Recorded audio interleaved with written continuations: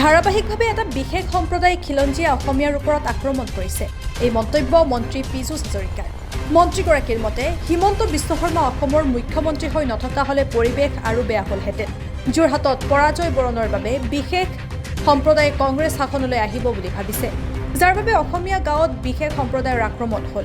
বৰ্তমান ধৰ্ষণৰ পৰা আৰম্ভ কৰি আক্ৰমণ কৰালৈকে ধাৰাবাহিকভাৱে ঘটি আছে বহু ঘটনা।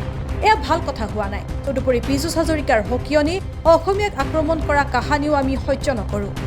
অসমৰ পৰিৱেশ কাহানিও বেয়া হ'বলৈ নিদিওঁ। কংগ্ৰেছৰ পৰা অসমৰ জনতা সাৱধান হৈ থাকক।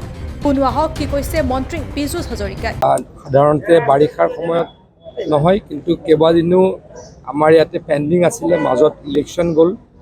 কেইবাবাৰো নলবাৰীত আমাৰ ডেট পষ্টপন হৈছিলে। গতিকে মাননীয় মুখ্যমন্ত্ৰী ডাঙৰীয়াই সিদ্ধান্ত ল'লে যে আজি নলবাৰীত কেবিনেট হ'ব। কেবিনেটৰ কথাখিনিতো আমাৰ নৰ্মেল কথা থাকে, যিখিনি কেবিনেট মেমৰেণ্ডাম আহিব, সাধাৰণ আমাৰ যি গুৱাহাটীত হয় ইয়াতো সেইটোৱে হ'ব। কিন্তু মই ভাবোঁ যে আজি যথেষ্টখিনি নলবাৰীৰ ৰাইজৰ কাৰণে মাননীয় মুখ্যমন্ত্ৰী ডাঙৰীয়াই বা আমাৰ কেবিনেটে সিদ্ধান্ত গ্ৰহণ কৰিব আৰু নলবাৰীবাসীৰ যথেষ্ট ভাল হ'ব বা নলবাৰীবাসী উপকৃত হ'ব বুলি মই অনুভৱ কৰোঁ। অসমীয়া গাঁৱত ধাৰাবাহিকভাৱে আক্ৰমণ হৈছে।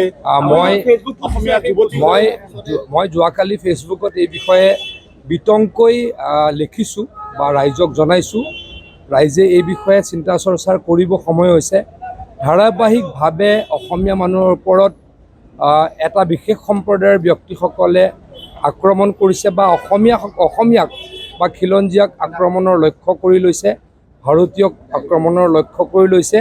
এয়া আমাৰ কাৰণে অশনি সংকট হয়। আমাৰ চৰকাৰে কঠোৰ হাতেৰে দমন কৰিবলৈকে চেষ্টা চলাইছে, কিন্তু কেতিয়াবা আইনৰ সুৰুঙা লৈও তেওঁলোকে পলাবলৈকে বা বাচিবলৈকে সক্ষম হোৱা দেখা গৈছে। এইটো অত্যন্ত গৰ্হিত কথা হৈছে বুলি মই অনুভৱ কৰোঁ। কিন্তু আমি চৰকাৰে বা আমাৰ প্ৰশাসনে এই ক্ষেত্ৰত নিশ্চয়কৈ কঠোৰ হ'ব আৰু কঠোৰ হ'ব, কিন্তু ৰাইজেও এইবিলাক কথা ভাবিব লাগে। তাৰ কাৰণে সকলোকে মই আহ্বান জনাইছোঁ। ডেফিনেটলি নিৰ্বাচনৰ পাছত বেছি হৈছে।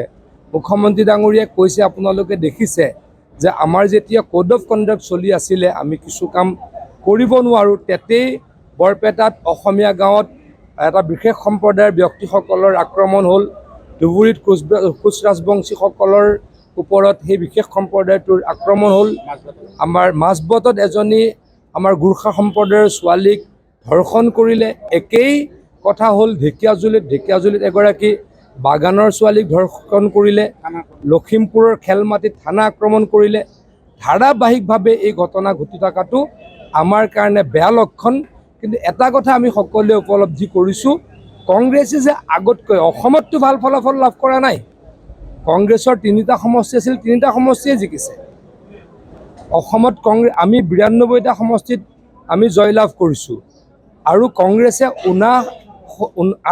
78 লাখ বা 79 লাখ ভোট যি পাইছে, তাত 58ৰ পৰা 60 লাখ ভোটেই সেই বিশেষ সম্প্ৰদায়টোৰ ব্যক্তিসকলে দিছিলে। গতিকে অসমত কংগ্ৰেছৰ বিশেষ একো ভাল হোৱা নাই। কিন্তু আমি যোৰহাটত পৰাজয় বৰণ কৰিলোঁ। তাৰ কাৰণে এই বিশেষ সম্প্ৰদায়ৰ ব্যক্তিসকলে ভাবে যে কংগ্ৰেছ দল আকৌ শাসনলৈকে আহিব, আমি এতিয়াৰ পৰা অত্যাচাৰ কৰিম আৰু অসমীয়াক এতিয়াৰ পৰাই মুখিমূৰ কৰিম। এয়া হ'বলৈকে দিব নালাগে। সকলোৱে এই ক্ষেত্ৰত সজাগ হওক, তাৰ কাৰণে অনুৰোধ কৰিছোঁ। কেবিনেটততো পলিটিকেল কথা আলোচনা নহয়। পশ্চিমবংগৰ লেখীয়া হৈছে নেকি আচলতে অসমখন? চাওক, অসমত বেয়া পৰিৱেশ হৈছে, পৰিৱেশ কৰিবলৈ বিচাৰি আছে। আজি হয়তো হিমন্ত বিশ্ব শৰ্মা ডাঙৰীয়া অসমৰ মুখ্যমন্ত্ৰী নাথাকিলে আৰু বেয়া কৰিলে হয়, কিন্তু ইয়াতকৈ বেয়া হ'বলৈ নিদিওঁ। চৰকাৰ এই ক্ষেত্ৰত নিশ্চয়কৈ কঠোৰ হ'ব। কিন্তু অসমৰ মানুহে অলপ বুজিব লাগে যে কংগ্ৰেছৰ নেতা কৰ্মীসকলে বিশেষ সম্প্ৰদায়ৰ ব্যক্তিসকলক তুষ্টিকৰণ কৰে, তেখেতলোকক সহায় কৰে, তেখেতলোকে এই কামবিলাক কৰিলেও গৰিহণা নিদিয়ে আৰু এই কামবিলাক কৰিলে ইনডিৰেক্টলি তেওঁলোকে উদগনি যোগায়। ডেফিনেটলি ভাবে যে নৰ্মেলি ক'ত জিকিছে, নগাঁৱত কংগ্ৰেছ জিকিছে আৰু ধুবুৰীত জিকিছে। এই বিশেষ সম্প্ৰদায়টোৰ যিহেতু তাতে সংখ্যা বহুল, তাতে জিকিবলৈ সক্ষম হৈছে।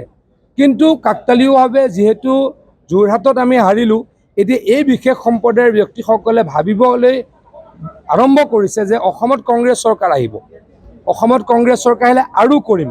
আৰম্ভণি কৰিয়ে দিলোঁ, কি কৰিম আৰম্ভণি কৰি দিলোঁ। গতিকে এইটো তেখেতলোকে অসমীয়াক ধাৰাবাহিকভাৱে খিলঞ্জীয়াক ভাৰতীয়ক ধাৰাবাহিকভাৱে আক্ৰমণ কৰিব বিচাৰিছে। আমি ইয়াক হ'বলৈ নিদিওঁ। আমি ৰাইজক সতৰ্ক হ'বলৈহে অনুৰোধ কৰিছোঁ।